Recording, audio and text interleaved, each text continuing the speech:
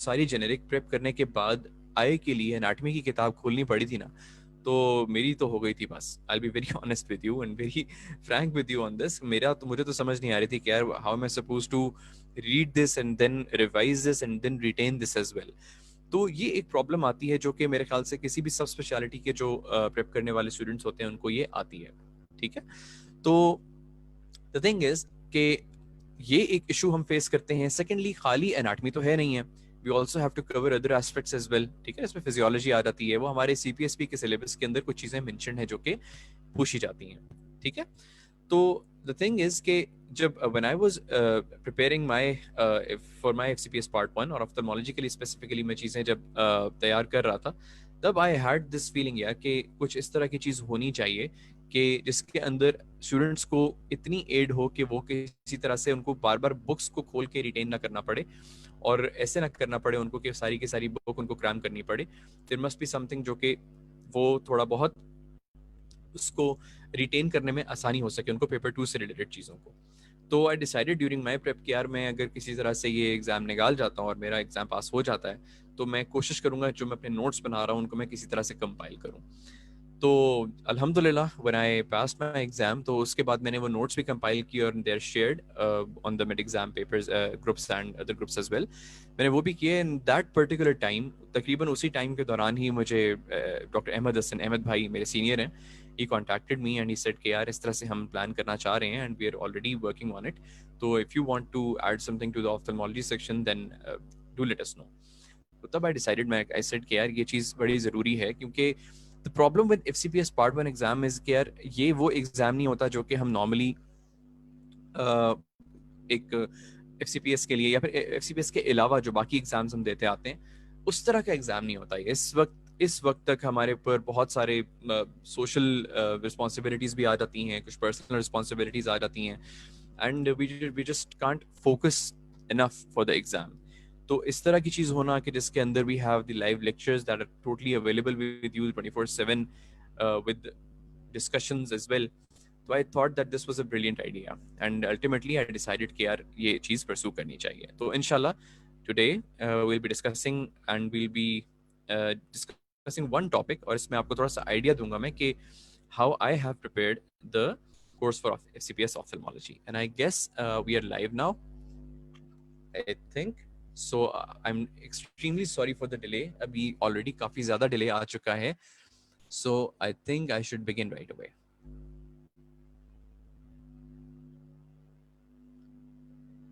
Okay, so inshallah I'll be starting now officially।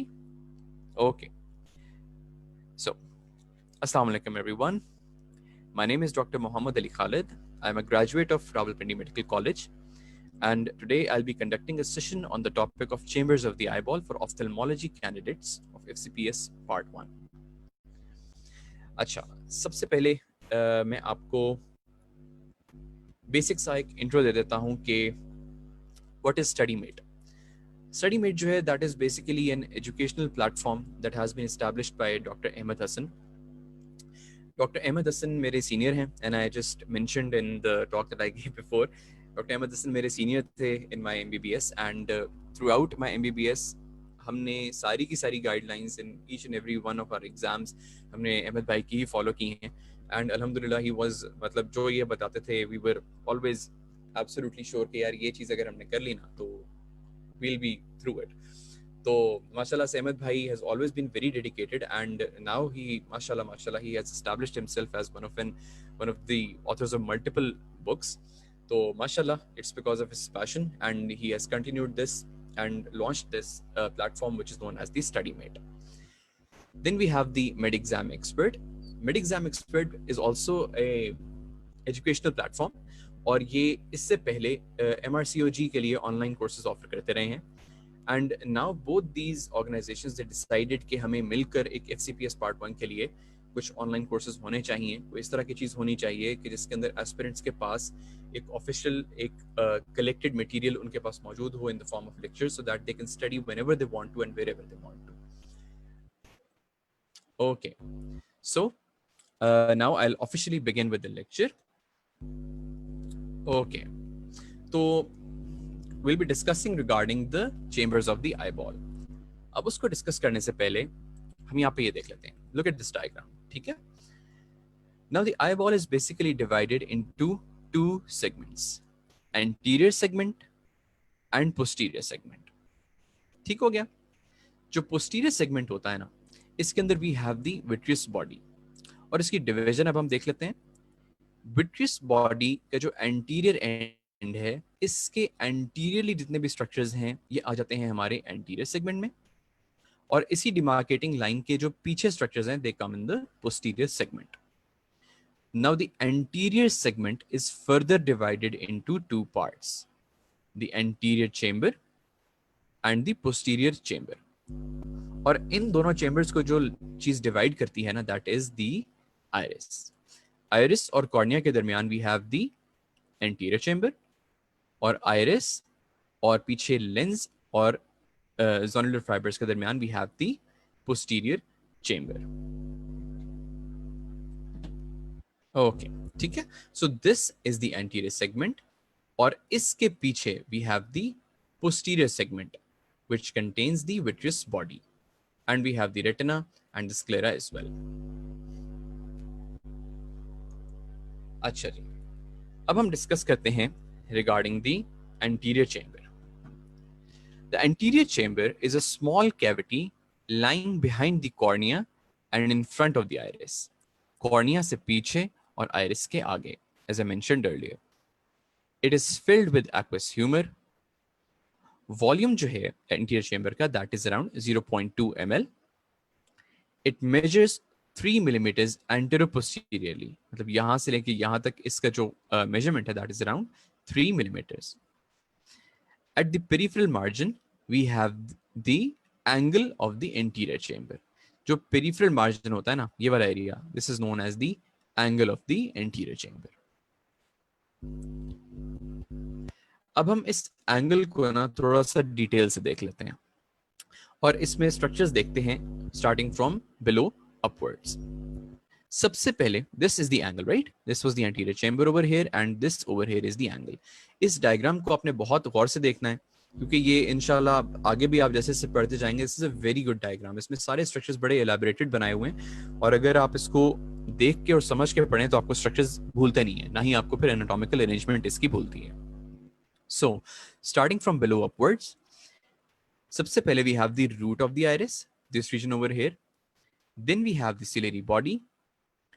Then we have what is known as the scleral spur, this region over here, this line over here. जो scleral spur है ना, this is basically a projection of the sclera.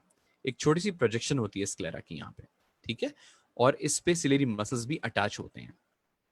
Then we have the trabecular meshwork, this region over here, and finally we have the Schwalbe's line, this line over here. और ये Schwalbe's line होती है ना, ये basically बनती है Descemet's membrane की termination से. Descemet's membrane जो होती है ना, ये कॉर्निया की एक लेयर्स में से एक लेयर है, ठीक है? और जहां पर ये as we can see over here, this blue line over here, जहां पर ये टर्मिनेट कर जाती है ना इंटरनली, यहाँ पे आके इस जगह के ऊपर जो लाइन बनती है ना, this is known as the Schwalbe's line. तो अगेन सबसे पहले we have the root of the iris, then we have the ciliary body, then the scleral spur, trabecular meshwork and the Schwalbe's line. Clear हो गया? Okay. So now talking about the posterior chamber, it lies between the iris and the lens, as I mentioned earlier. Volume is 0.06 ml. You have to remember these stats. आई के अंदर इसी तरह के बहुत छोटे छोटे stats हैं, but you have to remember these. The posterior chamber also contains the aqueous humor, and it communicates through the pupil with the anterior chamber. Pupil के through ये posterior chamber communicate करता है with the anterior chamber. Okay. अब हम बात करेंगे aqueous humor के बारे में. It is a clear fluid that fills anterior and posterior chamber. It is produced by the bilayered ciliary body epithelium. Let me just get back over here. यहाँ पर देखें, ठीक है? This is the ciliary body and this is the epithelium that we are talking about. ठीक है, these are the ciliary processes. इसके ऊपर एक bilayered epithelium होती है. ठीक है, यहाँ से produce होता है aqueous humor और ultimately it flows in the posterior chamber, then to the pupil into the anterior chamber. Okay, so it is produced by bilayered ciliary body epithelium. Volume of aqueous humor is 0.2 ml. This is important. ये पूछा भी जा चुका है past papers में. इसीलिए I am saying कि you have to remember these stats. It is formed by ciliary processes of the ciliary body in the posterior chamber. जैसे कि मैंने आपको डायग्राम में दिखाया. Both pigmented and non-pigmented layers of the ciliary epithelium make aqueous humor. जो ciliary epithelium होती है ना, ये बाइलेयर्ड होती है. इसमें एक लेयर होती है which is pigmented and the other one is non pigmented. पहले ये बिलीव किया जाता था कि सिर्फ और सिर्फ नॉन पिगमेंटेड लेयर जो है that produces the aqueous humour, लेकिन now it has been proved कि both pigmented and non pigmented layers they are responsible for the production of aqueous humour. तो ये भी आपको पता होना चाहिए. The mechanism involved in the production of aqueous humour is active secretion plus ultra filtration. अच्छा, अब यहाँ पर मैंने लिखा हुआ है active secretion plus ultra filtration is greater than active transport of sodium ions. ये मैंने क्यों लिखा है? ये मैंने इसलिए लिखा है कि ये दोनों एमसीक्यूज जो हैं इन ऑप्शंस के साथ आ चुके हैं. बेसिकली अगर हम एक्वस ह्यूमर की प्रोडक्शन का प्रोसेस देखें ना, to put it in very simple words, तो यही होता है कि जो सिलेरी बॉडी की एपिथेलियम होती है ना, उसके अंदर बहुत सारे सोडियम पोटेशियम पंप्स होते हैं. वो क्या करते हैं कि वो सोडियम को एक्स्ट्रा सेलुलरली फेंकना शुरू कर देते हैं, जिसकी वजह से वाटर अल्टीमेटली फॉलोज और बाहर एक्वस ह्यूमर की प्रोडक्शन शुरू हो जाती है. ठीक है ना, पहले यही बिलीव किया जाता था, लेकिन according to John Ferris ophthalmology, उसके अंदर इट इज क्लियरली मेंशन्ड कि this active secretion and one more process which is the ultrafiltration, they both are responsible for the production of aqueous humor. तो अगर तो आपको MCQ के अंदर ये दोनों ऑप्शंस दी हुई हो ना, then you have to select active secretion plus ultrafiltration. This would be the better option then. लेकिन कुछ ऐसे भी MCQs आए हैं जिनके अंदर ये ऑप्शन नहीं दी होती. ठीक है ना, you only have this active transport of sodium ions, then you have to select this. This is going to be the best option then. ठीक है, तो ये दोनों चीजें आपको पता होनी चाहिए. The rate of formation of aqueous humor is 1 to 2 microliters per minute. The entire volume of aqueous is replaced every 1 to 2 hours. Normal intraocular pressure is 10 to 20 millimeters of mercury, और इसका significant chunk जो होता है ना, that is because of the aqueous humor. Aqueous humor contributing factor होता है, main contributing factor होता है in the development of intraocular pressure. This is around 10 to 20 millimeters of mercury. The pH of aqueous humor is 7.2. The refractive index is 1.33, which is the same as vitreous body. This is also an important point और high yield point है, आपने याद रखना है कि 1.33 aqueous humor का भी refractive index है और vitreous body का भी refractive index है. Okay, now moving to the composition of the aqueous. This is very important. अगर आप CPSP के पास्ट पेपर के क्वेश्चंस देखें और पास्ट MCQs देखें, तो उनके अंदर आपको ये नजर आएगा कि कॉम्पोजिशन जो है ना मुख्तलिफ चीज़ों की, वो CPSP काफ़ी फ्रीक्वेंटली पूछती है. जैसे टीयर्स की कॉम्पोजिशन हो गई, CSF की हो गई, इसी तरह एक्वस ह्यूमर की हो गई. तो we should know the composition of these fluids. ठीक है, specially for the eye candidates we should know the composition of the aqueous. The sodium and potassium concentration is similar to that of the plasma. The glucose concentration in the aqueous is 80% of that of the plasma, which means कि it is less than plasma. ठीक है, you have to remember this figure. 80% का मतलब है कि कम है, 80% to that of the plasma. ठीक हो गया? Then the lactate concentration is twice than that of the plasma. क्यों? क्योंकि it is excreted from the lens and the cornea and it ultimately gets into the aqueous humor. The ascorbic acid is 50 times more in aqueous than that in the plasma. Extremely high in aqueous. ठीक है ना, 50 times ज़्यादा है in aqueous as compared to the plasma. So this is a very high yield point. जो भी different या बहुत ही significantly different चीज़ है ना, उसको तो आपने लाजमी याद रखना. ठीक है, और इतनी high quantity में क्यों होता है ascorbic acid? इसके दो important functions हैं. पहला कि this ascorbic acid it absorbs UV light, और secondly we have it also acts as an antioxidant. ठीक हो गया? Then moving forward, immunoglobulins which are normally present in aqueous, they include IgG, IgM, IgE. You have to remember these. Other proteins that are present in the aqueous humor, they are plasminogen, fibroblast growth factor, TGF beta, insulin like growth factors. They have been isolated.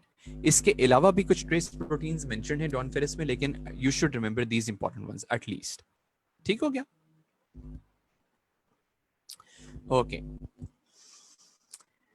So moving forwards, the aqueous dynamics and the outflow pathways. अब जो aqueous humor हमारे पास यहाँ पे ciliary processes में बन रहा है, ये ड्रेन कैसे हो रहा है और ये कहाँ पे जा रहा है, अब हम इसको देखेंगे. ठीक है? You just have to follow me. इस फ्लो चार्ट को हम लेके साथ चलेंगे इस डायग्राम के, तो इंशाल्लाह it won't be difficult at all, और यहीं पर ही इंशाल्लाह आपको याद हो जाएगा. ठीक हो गया? जो एक्वस ह्यूमर है ना, इसके ड्रेनेज के बेसिकली दो पाथवेज होते हैं. One is called as the trabecular pathway and the other is known as the uveoscleral pathway. As you can see, 90% of the aqueous humor जो बनता है ना, that drains through the trabecular pathway, whereas only 10% drains through the uveoscleral pathway. Trabecular pathway से हमारी क्या मुराद है? हमारी मुराद ये है कि यहाँ पर posterior chamber में ciliary processes से aqueous humor produce हुआ, ये posterior chamber में गया, उसके बाद it moved to the pupil and it went into the anterior chamber, और यहाँ पर आने के बाद ये पहुंच गया ट्रिबेक्युलर मेशवर्क पे. ठीक है? ट्रिबेक्युलर मेशवर्क में पहुंचने के बाद ये अल्टीमेटली फ्लो करके चला गया into the canal of Schlemm. ठीक हो गया? This is the trabecular meshwork pathway. Trabecular meshwork से क्रॉस किया और वो पहुंच गया कैनाल ऑफ श्लेम में, as we can see over here. अब श्लेम्स कैनाल में पहुंचने के बाद ना, दो जगहों से फर्दर ड्रेन होता है एक्वस ह्यूमर, और हमें ये दोनों चीजें पता होनी चाहिए, दोनों पाथवेज पता होने चाहिए. पहले हम पहले पाथवे को देखते हैं विद द डायग्राम. श्लेम्स कैनाल में पहुंचने के बाद जो एक्वस ह्यूमर होता है ना, it moves into the collecting channel, this channel over here. ठीक है? कलेक्टिंग चैनल से होता हुआ it drains into the deep scleral venous plexus, as we can see over here, and then into the episcleral venous plexus, this plexus over here. और इसके बाद drain करके ये चला जाता है into the anterior ciliary vein. ठीक हो गया? श्लेम्स कैनाल में आया, यहां से गया कलेक्टिंग चैनल में, then to the deep plexus, the episcleral plexus and the anterior ciliary vein. तो एक तो पाथवे हो गया ये. दूसरा जो एक्वस ह्यूमर होता है ना, कुछ परसेंटेज एक्वस ह्यूमर की वो क्या करती है, वो ये करती है कि वो एक चैनल से गुजरती है which completely bypass the deep plexus, इस प्लेक्सस को बाईपास कर जाती है, as we can see over here. ठीक है? और जो ये चैनल्स होते हैं ना, these are known as the aqueous veins. ठीक है? ये एक्वस वेन्स जो होती है ना, ये अल्टीमेटली क्या करती हैं, ये स्क्लेरा को पियर्स करती हैं. ठीक है? And they join the conjunctival veins. ठीक हो गया? तो ये जो है ना, ये हमारे दो पाथवेज हैं जो कि ट्रिबेक्युलर पाथवे के अंदर फर्दर डिवीजन है.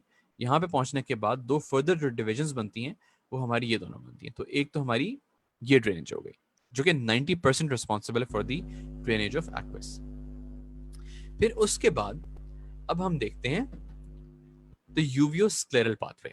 इसमें क्या होता है? इसमें यह होता है कि जो बाकी रिमेंडर 10% ऑफ द एक्वस था ना, as we can see over here these arrows. ठीक है? ये क्या करते हैं, ये anterior surface of the ciliary body जो है ना हमारी, यहां पर और इस जगह के ऊपर, ये एक्स्ट्रा सेलुलर स्पेसेस के अंदर एक्स्ट्रा विजिट करते हैं बिटवीन द सेल्स. ठीक है? ये एक्वस एक्स्ट्रा विजिट करके अल्टीमेटली पहुंचता है टू द सुप्राकोरोइडल स्पेस. ठीक है? मतलब कोरोइड से बाहर और स्क्लेरा से नीचे, ये उस स्पेस में जाता है, और अल्टीमेटली उस स्पेस में पहुंचने के बाद this 10% of the aqueous humour drains into the vorticose veins. ठीक है? So this is the uveoscleral pathway. दो पाथवेज हैं, इसको सम अप कर देते हैं जल्दी से. एक्वस ह्यूमर के ड्रेनेज के दो पाथवेज हैं, ट्रिबेक्युलर पाथवे जो कि 90% रिस्पॉन्सिबल है ड्रेनेज के लिए, और यूवियोस्क्लेरल पाथवे. ट्रिबेक्युलर पाथवे जो है वो फर्दर दो पाथवेज में डिवाइडेड है. यहाँ पे एक्वस ह्यूमर जब पहुंचता है तो it goes into collecting channel, deep plexus, episcleral plexus and into the anterior ciliary vein. और इसी के साथ साथ दूसरा जो पाथवे है वो ये होता है कि कुछ चैनल्स जो होते हैं वो कंप्लीटली बाईपास करते हैं इस प्लेक्सस को, and they are known as the aqueous veins. Aqueous veins बिल्कुल पियर्स करती हैं स्क्लेरा को, and they ultimately drain into the conjunctival veins. तो ये हमारा है trabecular pathway, and then we have the uveoscleral pathway.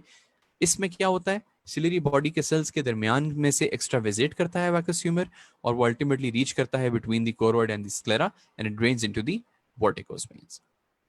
तो आपने इस डायग्राम के साथ इसको, इस फ्लो चार्ट को अच्छी तरह से पढ़ लेना है, तो ये इंशाल्लाह आपको यहीं पर याद हो जाएगा, एंड आई होप के याद हो गया होगा. Okay, moving forward. Functions of the aqueous humour. It supplies the metabolic needs of the avascular lens and cornea. पहला, clear, loud and clear. Secondly, it maintains the intraocular pressure. ठीक है, it is one of the main factor responsible for the maintenance of the intraocular pressure. Then coming to the next point, areas of resistance of aqueous humor drainage. कौन सी जगह है जहां पर aqueous humor को drainage होते हुए resistance का सामना करना पड़ता है? तो सबसे पहले we have the trabecular meshwork, and this is the chief site. ठीक है ना, इस जगह के ऊपर से जब गुजरता है ना, ट्रेबेक्युलर मेशवर्क से गुजर के जब इस लेंस कैनाल के अंदर जा रहा होता है, तो यहां पर इसको रेजिस्टेंस का सामना करना पड़ता है, and this is the chief site of resistance. ठीक है, तो एक तो ये साइट हो गई. Secondly, where the anterior surface of the lens is in contact with the iris. ठीक है, this is the lens over here and this is the iris over here. और यहाँ पर हमारे पास क्या है, यहाँ से प्रोड्यूस हो रहा है aqueous humor. तो अब एज यू कैन सी, इस जगह के ऊपर जब भी, क्योंकि बहुत कम स्पेस है, तो यहाँ पर जो सेकंड रेजिस्टेंस मिलती है ना इसको, वो इस जगह से गुजरते हुए एंटीरियर चेंबर में जाते हुए मिलती है. तो ये दो साइड्स हैं रेजिस्टेंस की. अच्छा, अब हमने ये कहा है कि ट्रेबेक्युलर मेशवर्क जो है वो चीफ साइट है. ठीक है, इन दोनों साइट्स में से जो ज्यादा इंपॉर्टेंट साइट है रेजिस्टेंस की, वो ट्रेबेक्युलर मेशवर्क है. अब हम ये देखेंगे कि ट्रेबेक्युलर मेशवर्क के अंदर कौन से पार्ट्स हैं और कौन सा पार्ट सबसे ज्यादा रेजिस्टेंस ऑफर करता है in the drainage of aqueous. ठीक हो गया. अच्छा जी, सो ट्रेबेक्युलर meshwork, these cells are lined by hyaluronic acid which are the glycosaminoglycans, and इनका फंक्शन क्या है, they reduce friction. एक तो प्रॉपर्टी आपने ये याद रखनी है. Secondly, the trabecular meshwork cells, they have well developed phagocytic properties, enzymes, ठीक है, tissue plasminogen activator and hyaluronidase. और इनका क्या फंक्शन होता है, they ingest and degrade solid material and they prevent the accumulation of the debris. इसको आप बिल्कुल ऐसे इमेजिन कर लें जैसे एक जाली है. ठीक है, अब इसके अंदर अगर क्लॉगिंग होती चली जाएगी तो ऑब्वियसली फ्लूइड जो है वो ड्रेन नहीं कर पाएगा. अगर यहाँ पर कोई इस तरह के एलिमेंट मौजूद होंगे जो कि इसकी क्लॉगिंग को प्रिवेंट करेंगे, तो क्या होगा, फ्लूइड जो है वो आपका आराम से ड्रेन होता रहेगा. तो यही फंक्शन है इन फेगोसिटिक एंजाइम्स का. ठीक है ना, they ingest and degrade solid material and they prevent the accumulation of debris. अब हम इसके पार्ट्स देखते हैं. जो ट्रेबेक्युलर मेशवर्क होता है ना, it is divided into 3 main parts. सबसे पहले we have the juxtacanalicular part, this green part over here. This is a very good diagram again.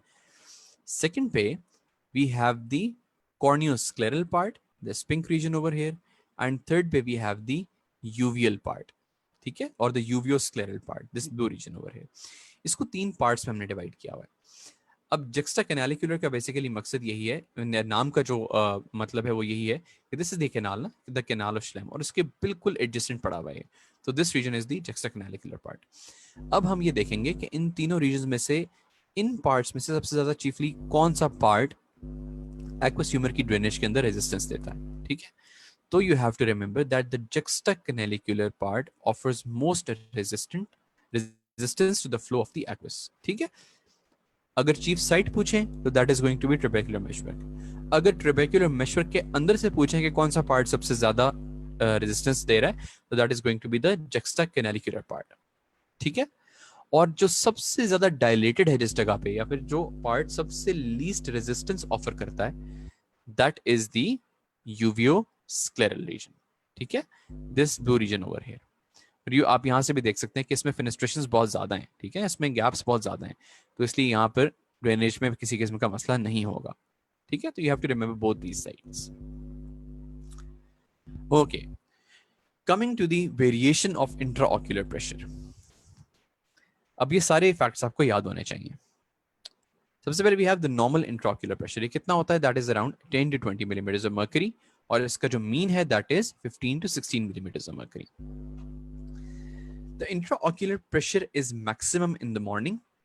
इसकी थोड़ी डायगोनल किस्म की वेरिएशन होती है, तो जो मैक्सिमम होता है ना, that is in the morning.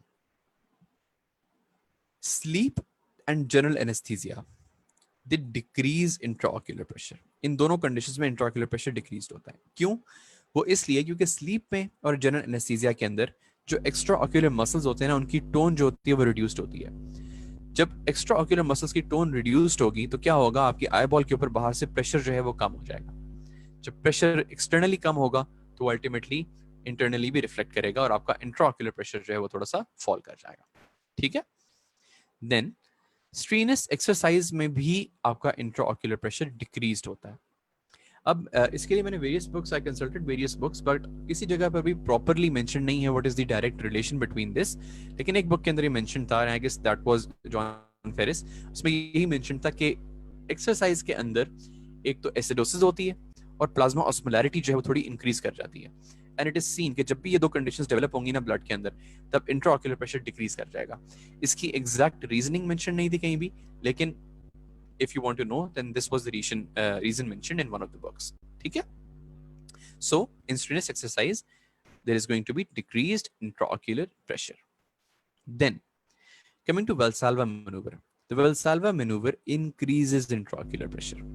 अब ये क्यों हो रहा है? देखिए, जो Valsalva maneuver होता है ना, उसके अंदर ये होता है कि जो आपकी चेस्ट या thoracic cavity है ना, इसके अंदर प्रेशर जो होता है वो ज्यादा बढ़ जाता है। जब इंटरनल थोरेसिक प्रेशर आपका बढ़ता है ना, तो अल्टीमेटली क्या होता है, आपकी वीनस सिस्टम के ऊपर प्रेशर आता है। ठीक है, आपकी सीवीपी बढ़ जाती है। जब वीनस सिस्टम पे प्रेशर आता है ना, तो अल्टीमेटली वो पूरे की पूरी वेन्स पे रिफ्लेक्ट करता है। और इसी तरह से हमने जब कहा था कि एक्वस ह्यूमर जो है it was draining into the episcleral venous plexus, उस वीनस प्लेक्सस के ऊपर भी वो प्रेशर डिसिपेट करता है।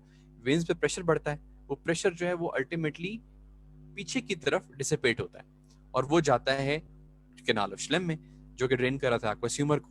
जब वहां पे प्रेशर बढ़ेगा तो अल्टीमेटली आपका इंट्राऑक्यूलर प्रेशर भी बढ़ना शुरू हो जाएगा। ठीक है ना?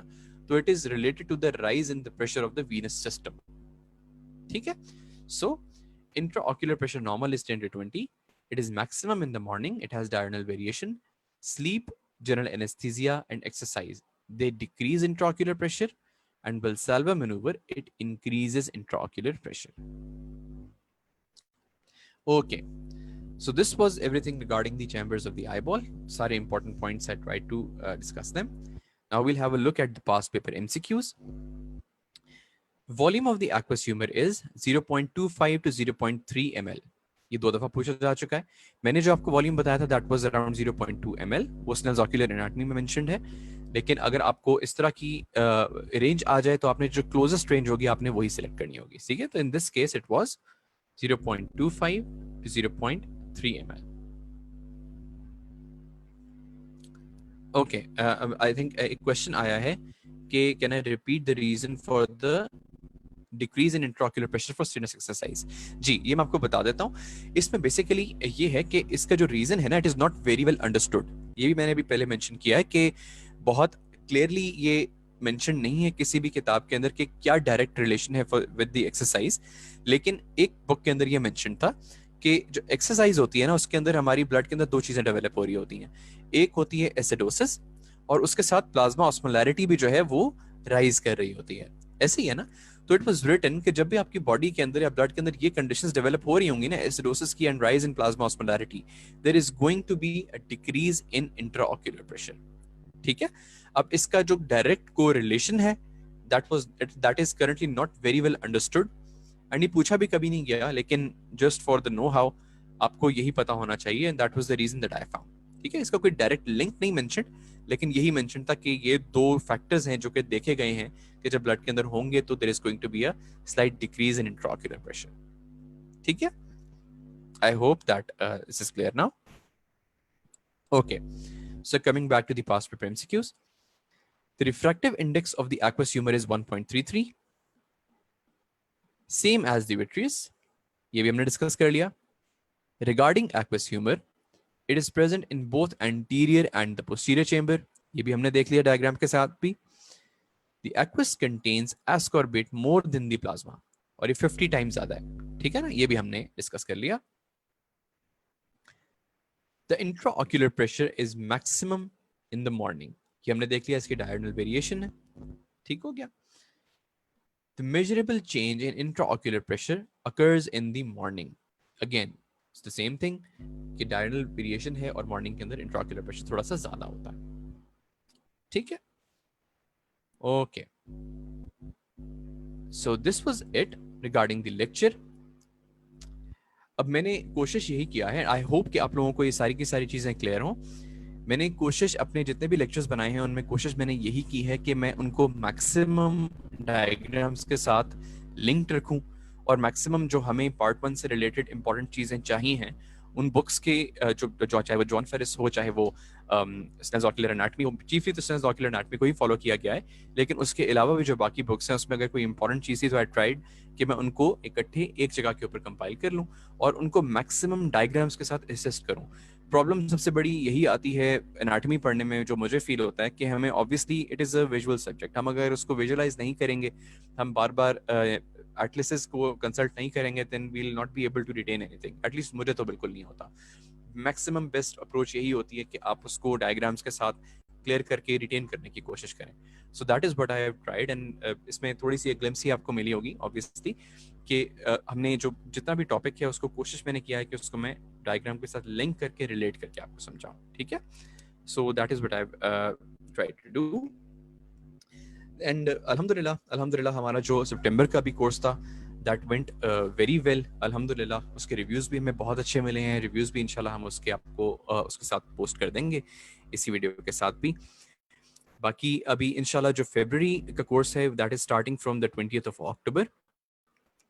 We have the following specialties that we are offering: medicine and allied, surgery and allied, diagnostic radiology, gynecology and obstetrics, ENT, ophthalmology, that's me, and dentistry as well.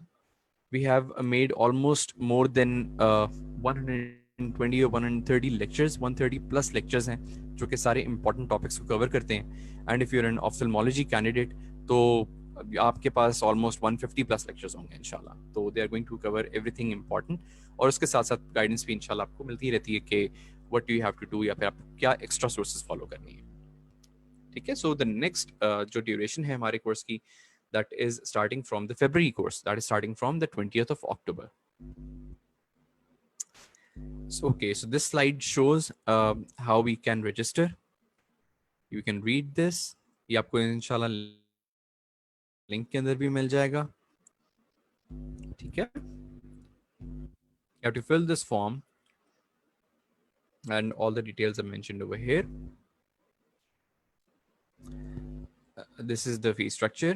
You can read this thoroughly as well. ये हमारे जो links जो groups हैं, चाहे वो StudyMate का हो या मेड एग्जाम एक्सपर्ट का हो, उसके ऊपर भी डिटेल्स होंगी, तो इंशाल्लाह वो भी आपको शेयर कर दी जाएंगी। This is the FCPS1 webinar week. Today it was me. कल अहमद भाई का सेशन था, और अहमद भाई माशाल्लाह फ्रीक्वेंटली आते ही रहते हैं, and you guys ask all the questions from him as well. You must be affiliated with him as well. आप उनसे अब थोड़ा आपकी जांच जो है डेवलप हो गई होगी माशाल्लाह। He has been absolutely and incredibly active. और बाकी इंशाल्लाह कल डॉक्टर हमाद अयाज आएंगे। He'll be teaching the brachial plexus. These are the books that have been compiled by Dr. Ahmed Hassan and the team. We have FCPS Mate. FCPS Mate is a brilliant book. ये मैंने even अपनी तैयारी के अंदर भी follow की थी, and I found कि इसके अंदर least number of errors थे। Obviously, no book is entirely 100% error free. उसको कोशिश की जाती है कि maximum error free किया जाए, and I found कि माशाल्लाह this was mostly error free, and I personally recommend this as well. Then we have the recent book that we have launched right now, Ahmed Hassan, Dr. Hamad Ayaz. They have worked extremely hard for this. These are the gold recalls 7, 8, 9 and 10, the latest gold recalls. इसमें कुछ जो state questions हैं, they're compiled in the MCQ form, और कुछ questions जो हैं they're compiled in the form of one-liners. Extremely easy to read, and we have tried कि maximum error free किया जाए इसको. So this was it regarding the webinar. If you guys have any question, अगर question है आपको तो आप वो पूछ सकते हैं, और काइंडली अगर आपने लेक्चर सुना है तो प्लीज रिव्यू भी जरूर दीजिएगा।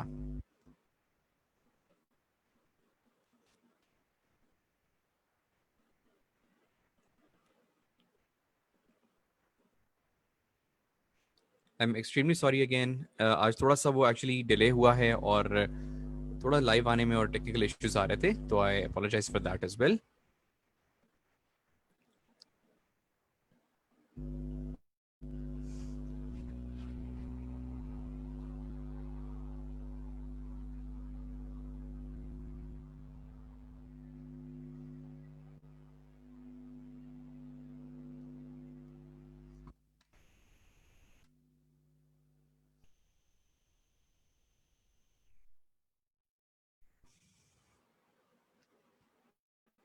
Okay, I guess there are no questions then.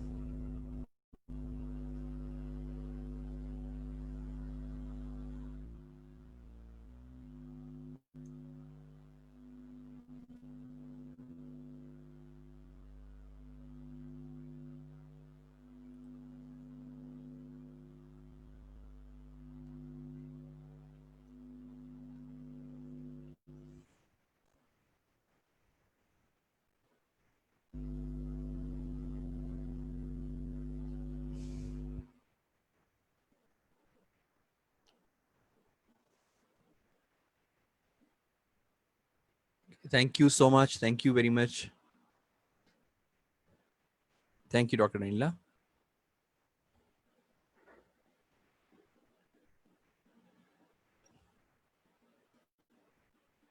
Okay, I guess